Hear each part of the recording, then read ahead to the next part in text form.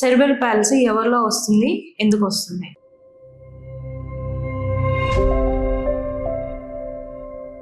Cerebral policy అనేది చిన్నపిల్లలు కడుపులో ఉండగానే ఉమ్మనీరు మింగడం వల్ల కానీ పుట్టాల్సిన వెయిట్ కన్నా తక్కువగా పుట్టిన సెరిబ్రల్ పాలసీ వచ్చే ఛాన్సెస్ ఉన్నాయి. బ్రెయిన్ లో బ్లీడింగ్ ఉన్నా లేదా లేట్ గా డెలివరీ చేసినా కూడా వచ్చే ఛాన్సెస్ ఉన్నాయి. సెరిబ్రల్ పాలసీ అనేది పిల్లలు ఎలా గుర్తిస్తామంటే, వాళ్ళు నడక అనేది సరిగ్గా నడవరు, కూర్చోలేకపోతారు, నుంచోలేకపోతారు, ఒకవేళ కూర్చున్నా వంగిపోతారు. దీన్ని ఎలా గుర్తిస్తాము అంటే ఎంఆర్ఐ, సిటీ స్కాన్ వీటి వల్ల మనకి సెరిబ్రల్ పాలసీ అనేది ఉందా లేదా అని అర్థమవుతుంది. సెరిబ్రల్ పాలసీ పిల్లలకి ఫిజియోథెరపీ అనేది చాలా ముఖ్యమైనది. ఫిజియోథెరపీ అంటే ఏం చేస్తాము అంటే ట్రంక్ బ్యాలెన్సింగ్ ఎక్సర్సైజ్ అనేది ఉంటుంది. అంటే ట్రంక్ అనేది స్ట్రెంథనింగ్ అవ్వాలి. స్ట్రెంథనింగ్ అంటే బలం పుంజుకొని రావాలి కండరాల్లో. బాల్ బ్యాలెన్సింగ్ ఎక్సర్సైజ్ అని ఒకటి ఉంటుంది. అదేంటంటే బాల్ మీద ఎక్సర్సైజ్ చేసుకోవడానికి ఉపయోగపడుతుంది. ప్యారలల్ బార్ వాకింగ్ అనేది కూడా చేపిస్తాము. ప్యారలల్ బార్ వాకింగ్ అంటే పిల్లలు సపోర్ట్ పట్టుకొని నడవడానికి ఉపయోగపడుతుంది. Standing frame and sitting frame అది కూడా పిల్లలు వంగిపోకుండా